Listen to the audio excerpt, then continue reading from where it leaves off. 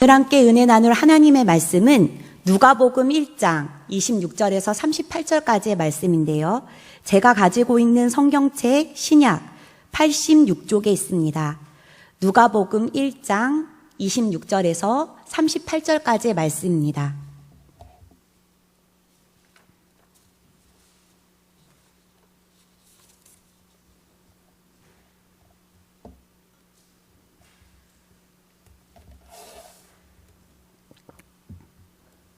누가복음 1장 26절에서 38절까지의 말씀 한 절씩 교독하시겠습니다. 여섯째 달에 천사 가브리엘이 하나님의 보내심을 받아 갈릴리 나사렛이란 동네에 가서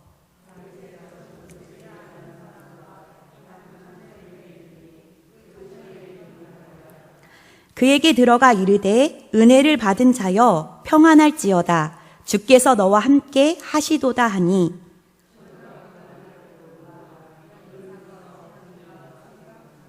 천사가 이르되 마리아여 무서워하지 말라. 내가 하나님께 은혜를 입었느니라.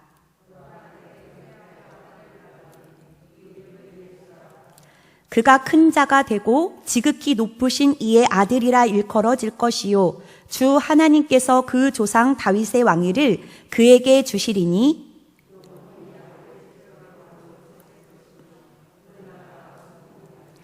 마리아가 천사에게 말하되 나는 남자를 알지 못하니 어찌 이 일이 있으리이까.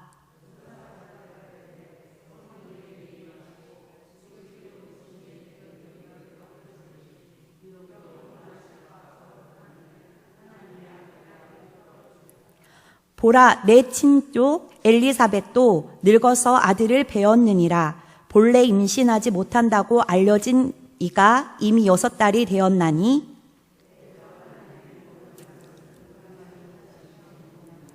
함께 읽겠습니다. 마리아가 이르되 주의 여종이오니 말씀대로 내게 이루어지리다 하매 천사가 떠나가니라. 아멘. 할렐루야. 수요예배에 오신 사랑하는 성도님들을 주님의 이름으로 환영하고 축복합니다. 오늘도 앞뒤에 계신 분, 옆에 계신 분과 인사 나눌까요? 환영합니다. 축복합니다.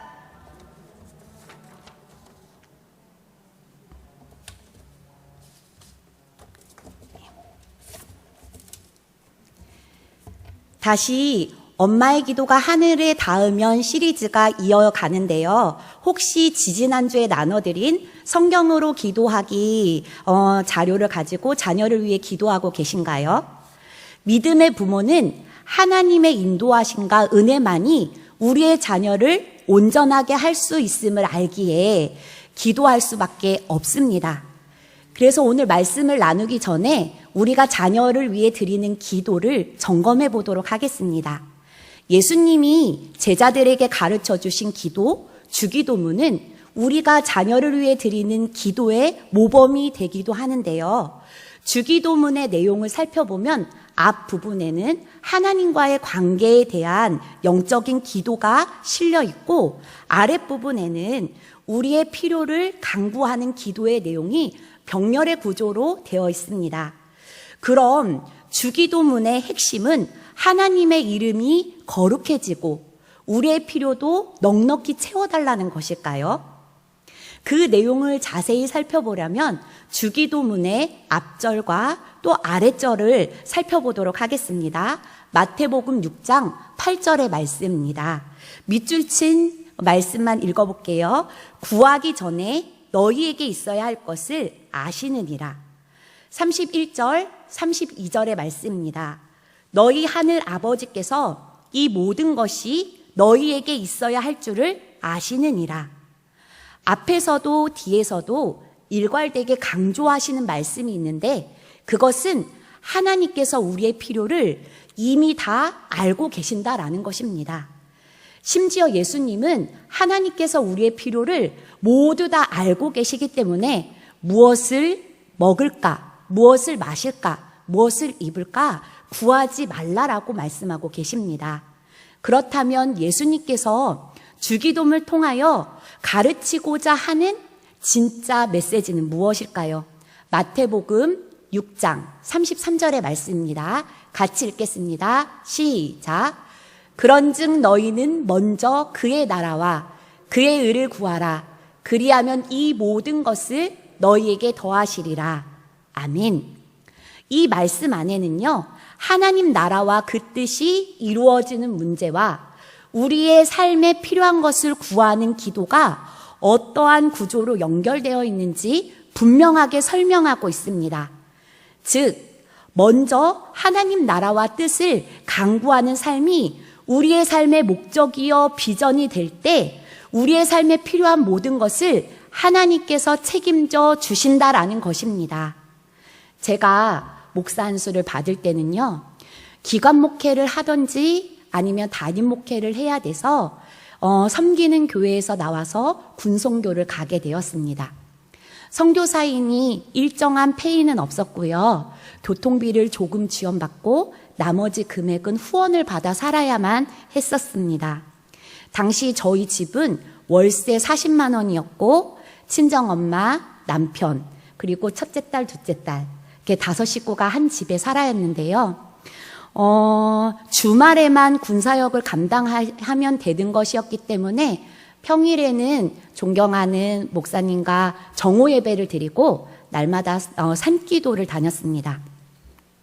정말 막막했습니다. 어떻게 살아가야 될지 몰랐습니다. 그런데 시간이 갈수록 이상해지는 저를 발견하기 시작했습니다. 처음에 통장에 퇴직금이 들어 있었기 때문에 괜찮았는데 통장의 잔고가 점점 줄어들수록 마음의 기쁨이 사라지고 불안해지기 시작했습니다. 그 순간 깨달은 것은 내가 의지하는 것이 하나님이 아니라 통장의 잔고였음을 깨닫게 되었습니다. 그래서 이 기도의 제목을 붙잡고 기도하니 불안이 사라지고 마음이 평안해지며 기쁨이 회복되었습니다. 그때 알게 된 것은 매일매일 살아가는 힘은 마음의 평안과 기쁨이고 그것을 주시는 분이 하나님이시라는 것이었습니다. 그래서 하나님 앞에 하나님만 의지하고 하나님 나라와 그 뜻을 구하는 삶을 살기로 결단하게 되었습니다. 주기도문의 핵심은 하나님의 뜻과 나라를 위해 살아가고자 하는 우리의 삶에 빵이 문제가 되고 인간관계가 문제가 되고 나의 연약함이 문제가 될 때 하나님이 그러한 우리의 간구를 들으시고 넉넉하게 역사해 주신다라는 것입니다. 그렇게 우리의 기도가 영적인 질서를 바로 잡아갈 때 주기도문의 결론이 우리의 삶에 드러나게 되는데요. 스크린에 나와 있는 말씀 같이 읽도록 하겠습니다. 시작. 하나님 나라와 권세와 영광이 아버지에게 영원히 있사옵나이다. 아멘. 그럼 묻겠습니다. 자녀를 위한 우리의 기도의 제목을 하나로 줄인다면 무엇이 남습니까? 하나님의 영광과 그 나라가 남습니까? 아니면 나의 삶의 필요와 욕심이 남습니까? 만일 하나님의 나라와 그 뜻이 남는다면 우리의 삶의 필요를 하나님께서 책임져 주시고 더하여 넉넉히 채워주실 것입니다. 반대로 나의 필요만이 남는다면 우리는 다시 돌이켜 예수님의 기도를 배우고 실천해야 할 것입니다. 바라기는 우리의 기도가 영적인 질서를 바로잡아 하나님의 나라와 권세와 영광이 영원히 아버지에게 있음을 드러내는 믿음의 부모가 모두 되시기를 주님의 이름으로 축원합니다. 아멘. 이 말씀을 기억하면서 엄마의 기도가 하늘에 닿으면 세 번째 시간 마리아의 말씀 나누도록 하겠습니다. 마리아를 통해 우리가 본받아야 할 믿음은 무엇일까요? 첫째는 마음으로 믿음으로 받아들였습니다. 하나님께서 예수님을 이 땅에 보내실 때 오랫동안 준비하였습니다. 어느 때에 어느 민족을 통하여서 어떤 가문을 통하여서 누구를 어머니로 누구를 아버지로 보내야 할지 고민하며 준비하셨습니다. 역사 속에 많은 예언자들을 통하여서 또한 많은 약속의 말씀을 통해서 이 일을 이야기하셨고 이 예언과 약속을 성취하셨습니다. 특별히 육신의 어머니가 될 여인을 찾는데 하나님께서는 매우 주목하여 찾으셨습니다. 하나님께서 찾으시는 그 한 여인은 세상의 사람들의 눈에는 그다지 중요한 역할을 감당할 것만 같지 않은 소녀였는데요. 그녀는 나사렛이라는 무명한 동네에서 가난하고 소외된 소녀였습니다. 하지만 하나님은 한 어린아이와 같은 소녀를 택하셔서 놀라운 하나님의 일을 이루셨습니다.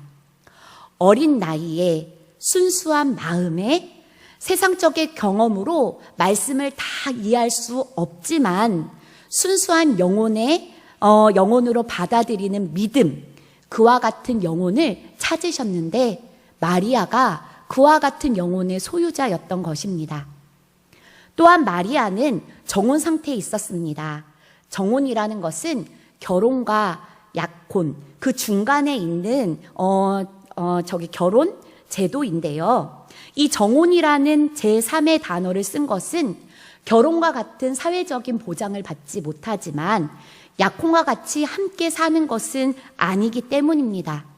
오늘 시대에는 이러한 제도는 없습니다. 그런데 이 정혼이라는 관계가 있어야 하는 것은 예수님 때문이었습니다. 만약 예수님께서 약혼 관계에서 태어나셨다면 그분은 사생아가 되었을 것이고 결혼 상태에서 예수님이 태어났었다면 동정녀 탄생에 맞지 않기 때문입니다. 그래서 이 두 가지를 만족시키려면 정혼이라는 독특한 결혼제도가 있어야 하는데 이 결혼제도를 갖고 있었던 것이 유대 민족이었습니다. 그리고 정혼관계에 있었던 요셉이 과연 이 일을 어떻게 받아들일까라는 문제 또한 큰 문제였습니다. 그래서 요셉은 갈등했습니다. 마태복음의 말씀에 보면 가만히 끊고자 하여라고 말하고 있는데 이것은 요셉이 이 일로 마음에 큰 상처를 받았고 오해하여서 그 사실을 받아들이지 못하고 있다라는 말씀이었습니다. 그러나 하나님의 계시가 요셉에게 임하자 요셉은 마리아를 아내로 받아들였고 더 나아가서 사회로부터 받을 수 있는 공격의 위협을 감수해야만 했습니다. 종교개혁자 마르틴 루터는 예수님의 탄생에 세 가지 놀라운 사실이 있다라고 말하는데요. 첫째는 하나님께서 사람이 되신 사건이고, 둘째는 처녀가 아들을 낳은 것이고, 셋째는 마리아가 그것을 마음으로 믿음으로 받아들였다라는 것입니다. 그렇습니다. 마리아는 이해할 수 없고 납득할 수 없는 상황이 닥쳤을 때 하나님의 주권을 인정하고 그분의 은혜와 도우심을 구했습니다.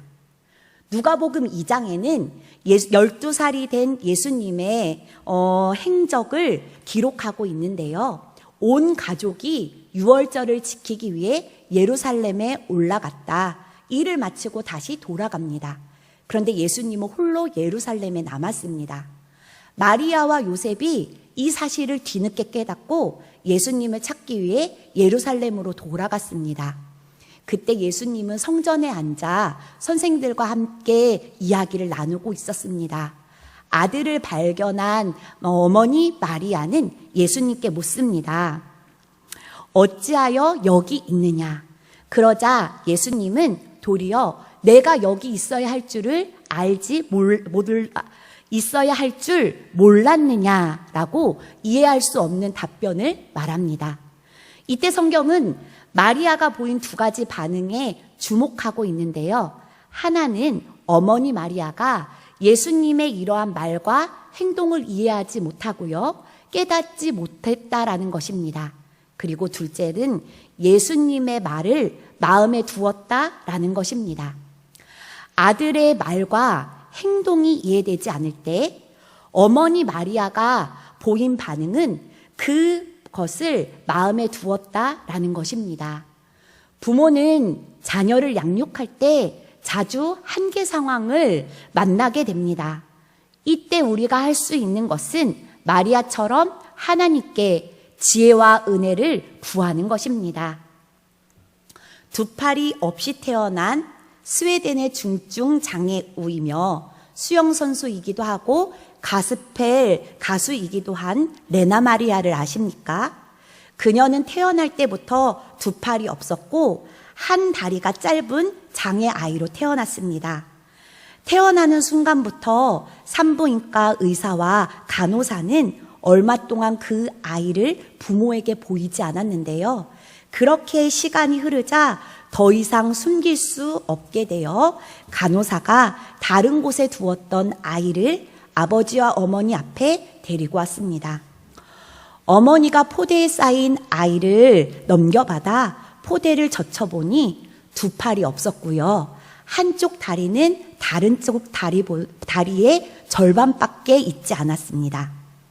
그 아이를 보는 순간 부부는 말로 표현할 수 없는 절망감에 빠져서 한참 동안 말을 잇지 못했습니다. 잠시 후 엄마는 나지막한 목소리로 말했습니다. 하나님이 주신 아이야. 그러자 기다렸다는 듯이 그 아이는 까르르 웃었습니다. 그러자 그 아이의 웃음을 본 엄마는 남편에게 말했습니다.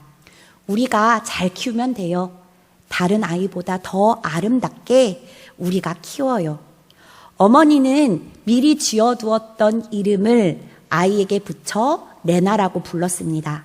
그 후 생애 의욕이 강했던 레나는 발로 글을 쓰는 것을 연습했고요. 또 건반을 치는 것을 연습하였습니다. 그뿐만이 아니라 3살 때부터 어머니는 수영하는 법을 가르쳐 주었습니다. 그는 타고난 고운 목소리 때문에 누구보다도 아름다운 노래를 불렀습니다. 그녀는 스웨덴 국왕의 도움으로 국제 성서 신학교에 입학하여 신학을 배우게 되었습니다. 그렇게 그녀의 삶은 점점 더 바빠지게 되었습니다. 전 세계를 돌며 대중 앞에서 가스펠을 부르며 복음을 전했습니다. 그녀의 이야기가 다큐멘터리로 방영되어서 보는 이들로 하여금 뜨거운 감동을 주었습니다. 그녀는 함께 가스펠을 부르는 팀의 남성과 결혼하여 가정을 이루었습니다. 그녀는 성장 과정에서 때때로 자신의 비참한 몸뚱이를 바라보며 한없이 울기도 하였습니다. 그러나 이제 그녀는 하나님께서 약하디 약한 자신을 만들어 사람들에게 부활의 삶이 무엇인지를 보여주고 싶으셨다라는 소명을 깨닫게 되었습니다. 레나는 하나님의 도구이자 사랑의 메신저였던 것이었습니다. 탈무드에 나와 있는 글입니다. 하나님은 이 세상의 어느 곳에나 있을 수 없었다. 그래서 내 대신 어머니를 보냈노라. 나는 등이 없었기에 어머니를 보내어 등으로 너희들을 업어 길렀노라. 나는 가슴이 없으므로 어머니 가슴을 품에 안게 했노라. 내가 생명의 젖줄이 없었기에 어머니를 보내 젖가슴으로 아이들을 길렀노라. 내가 따뜻한 손으로 저들을 보살필 수 없기에 어머니를 보내어 그 손으로 저들을 길렀노라. 하나님께서 예수님을 보내시기 위해 육신의 어머니, 아버지를 준비시키신 것처럼 우리의 아이들에게 꼭 맞는 어머니, 아버지를 준비하기 위해 나를 주목하여 찾으셨음을 믿습니다. 그렇게 세움받은 부모가 바로 나인 줄 믿습니다. 하나님께서 선택해 주신 부모로서 마리아처럼 이해될 수 없고 납득될 수 없는 상황이 닥쳤을 때 하나님의 주권을 인정하며 그분의 은혜와 도우심을 구하는 삶을 살기를 원합니다. 그럴 때 우리의 아이들이 레나 마리아처럼 자신에게 주어진 소명을 깨닫고 이루는 삶을 살게 될 줄 믿습니다. 둘째로 받은 은혜를 찬양으로 고백하였습니다. 소식을 전하는 천사 가브리엘이 어느 날 마리아에게 찾아와 이렇게 말합니다. 새번역으로 28절의 말씀 제가 읽도록 하겠습니다. 기뻐하여라. 은혜를 입은 자야. 주께서 그대와 함께 하신다. 기뻐하라. 주께서 너와 함께 하신다. 이 기쁨과 은혜라는 단어의 어원은 같습니다. 참된 기쁨은 은혜 속에서 발견되는 것이기 때문입니다. 그런데 왜 은혜 입은 자여 라고 했을까요? 주께서 너와 함께 하시기 때문입니다. 우리가 은혜를 입은 자라고 생각할 때 아무런 짐도 지지 않고 고통도 없고 편안하고 내가 살고 싶은 대로 내가 원하는 대로 하는 것이 은혜라고 생각하지만 마리아에게 주어진 은혜는 무엇이었습니까? 그것은 예수님의 어머니가 되는 무거운 책임을 감당하는 것이었습니다. 그런데 그것을 능히 감당할 수 있는 것은 바로 주께서 함께 하시기 때문이라는 것입니다. 그러므로 은혜를 입은 자란 함께 읽도록 하겠습니다. 시작. 주께서 주신 무거운 짐일지라도 주께서 함께 하시기에 그것을 능히 감당하는 인생, 그것이 은혜를 입은 자의 인생입니다. 그러므로 기뻐하라는 것입니다. 마리아는 자신이 받은 은혜를 찬양에 담아 믿음으로 고백하며 하나님께 영광을 돌렸습니다. 마리아의 찬가 중 51절, 53절까지의 말씀 제가 읽도록 하겠습니다. 그의 팔로 힘을 보이사 마음의 생각이 교만한 자들을 흩으셨고 권세 있는 자를 그 위에서 내리쳤으며 비천한 자를 높이셨고 줄이는 자를 좋은 것으로 배불리셨으며 부자는 빈손으로 보내셨도다. 마리아는 자기를 통해서 이 땅에 오실 하나님의 아들 그리스도께서 하신 일을 기쁨으로 찬양하였습니다. 혹시 이 찬양을 아십니까? 나를 지으신 이가 하나님, 나를 부르신 이가 하나님. 여기까지만 부를 건데요. 하나님의 은혜라는 찬양의 가사를 쓴 사람은 조은하 선교사입니다. 그녀는 순교자의 가정에서 태어났고요. 4대째 신앙생활을 이어나가고 있습니다.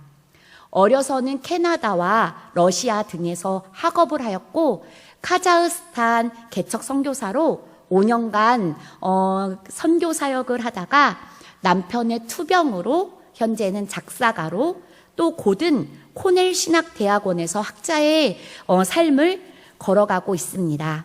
그녀가 20살이 되던 어느 해 여름날 러시아권 선교사가 되기로 기도를 하고요. 선교를 위해 10년 동안 준비했습니다. 마침내 카자흐스탄 선교사로 파송받기 며칠 전 그녀는 드디어 나의 헌신이 나로 하여금 선교사가 되게 하였구나 라고 생각하며 스스로를 무척 기특하게 여기며 생각하는 순간이었습니다. 그때 하나님의 마음이 들리기 시작했습니다. 은하야, 내가 헌신할 수 있는 것도 다 나의 은혜라. 그녀는 하나님의 음성을 듣고 너무나 부끄러워 엎드릴 수밖에 없었습니다. 그리고 펑펑 울며 이렇게 일기장에 써 내려갔습니다. 나를 지으신 이가 하나님, 나를 부르신 이가 하나님, 나를 보내신 이도 하나님, 나의 나된 것은 다 하나님의 은혜라. 나의 달려갈 길 다하도록, 나의 마지막 호흡 다하도록 나로 그 십자가를 품게 하시니 나의 나된 것은 다 하나님의 은혜라. 한량 없는 은혜, 갚을 길 없는 은혜, 내 삶을 애워싸는 하나님의 은혜, 나 주저함 없이 그 땅을 밟음도 나를 붙드시는 하나님의 은혜. 내가 하나님을 위해 하는 헌신도 하나님께서 은혜를 주시기 때문에 감당할 수 있습니다. 그렇습니다. 하나님께서 나를 부모로 부르신 것도 은혜요. 주께서 함께 하사 감당할 수 있게 해주신 것도 은혜입니다. 믿으십니까? 그렇다면 마리아처럼 찬양을 통해 받은 은혜를 믿음으로 고백하며 하나님께 영광을 돌리는 삶을 살기를 원합니다. 이제 마지막입니다. 하나님의 말씀이 이루어지기를 소망하며 순종하였습니다. 천사는 마리아가 낳을 아들의 신분과 역할에 대해서 설명합니다. 마리아는 이러한 말씀에 놀라워하며 다시 질문합니다.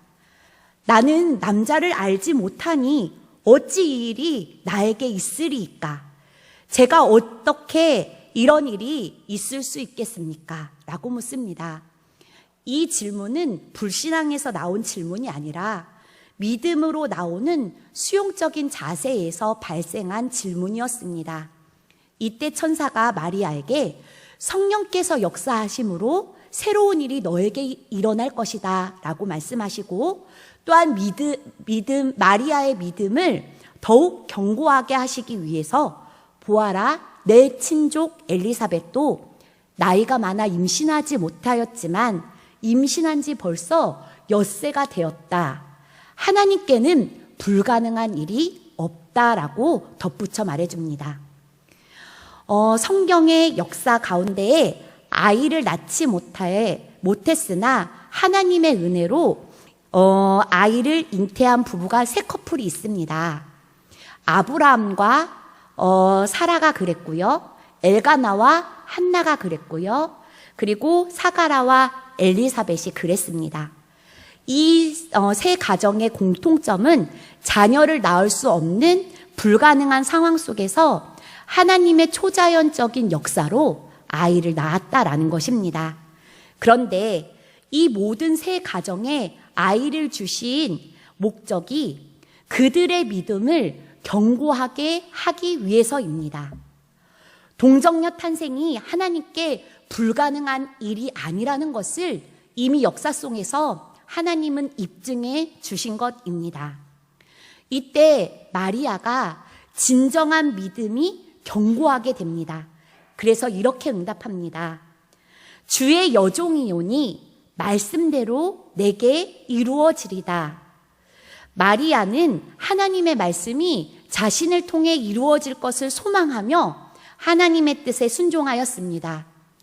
말씀대로 내게 이루어지리다. 이것을 한 단어로 표현한다면 아멘이시죠. 우리의 아멘은 놀라운 능력의 통로가 됩니다.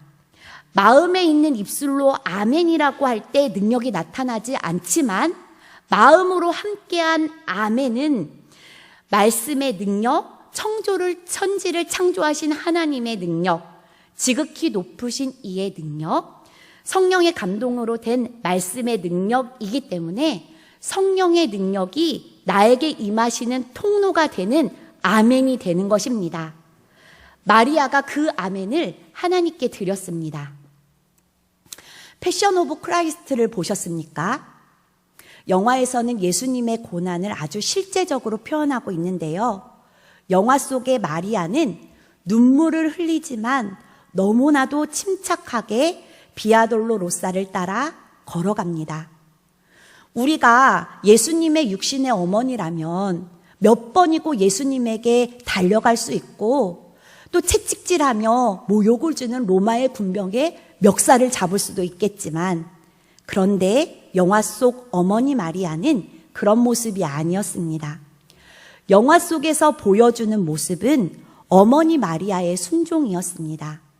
예수님은 여러 번 자신이 고난을 받고 십자가에 달려 죽을 것을 말씀하셨기 때문에 마리아는 순종했던 것이었습니다. 마리아는 예수님의 말씀을 끝까지 순종하였는데요. 예수님께서 승천하기 전 약속하신 성령을 기다리라는 그 말씀에도 순종하였습니다. 사도행전 1장 14절의 말씀에 보면 제자들이 예수님의 모침과 함께 전혀 기도에 힘썼다라는 말씀이 기록되어 있습니다. 마지막 말씀까지 순종하여 오순절 마가다락방에 성령의 충만함을 입은 여제자가 된 것입니다. 사랑하는 정릉교회 성도 여러분, 기뻐하라 은혜를 입은 자여 라고 부름받은 마리아처럼 주의 말씀대로 내게 이루어지리다. 주께서 함께 하시기 때문에 내가 감당할 수 있음을 믿고 믿음의 부모로 순종하는 믿음의 부모가 모두 되시기를 주님의 이름으로 축원합니다. 아멘. 기도하시겠습니다. 사랑의 하나님, 마리아를 통해 부모인 우리를 되돌아보게 하시니 감사합니다. 하나님께서 예수님을 이 세상에 보내시기 위하여 요셉과 마리아를 준비하신 것처럼 우리의 아이들에게 꼭 맞는 어머니 아버지를 준비하기 위해 우리를 주목하여 보시고 선택하신 줄 믿습니다. 하나님의 대리자로서 부모인 우리를 통해 하나님의 사랑이 전해지게 하시고 아이들이 우리를 통해 하나님의 은혜를 경험케 하옵소서. 그러려면 우리의 말과 행실이 변해야 합니다. 성령님, 좋은 부모가 되기 위해 몸부림치는 우리들에게 임재하여 주시고 충만케 하여 주시옵소서. 그동안 말과 행동으로 지은 죄를 회개하게 하시고 믿음의 말과 행동을 할 수 있는 부모가 되게 하옵소서. 코로나로 재정의 문제를 붙잡고 기도하는 가정들이 많습니다. 필요를 먼저 간구하기보다는 먼저 하나님의 나라와 뜻을 구하는 삶을 살게 하옵소서. 그럴 때 빵이 문제가 되고 인간관계가 문제가 되고 연약함이 문제가 될 때 하나님께서 그런 우리의 기도를 들어주시고 넉넉히 역사하여 주시옵소서. 영적 질서가 바로잡힌 기도를 통해 하나님의 나라와 권세와 영광이 나와 우리 가정을 통해 드러나게 하옵소서. 정릉교회의 다음 세대를 축복하여 주시옵소서.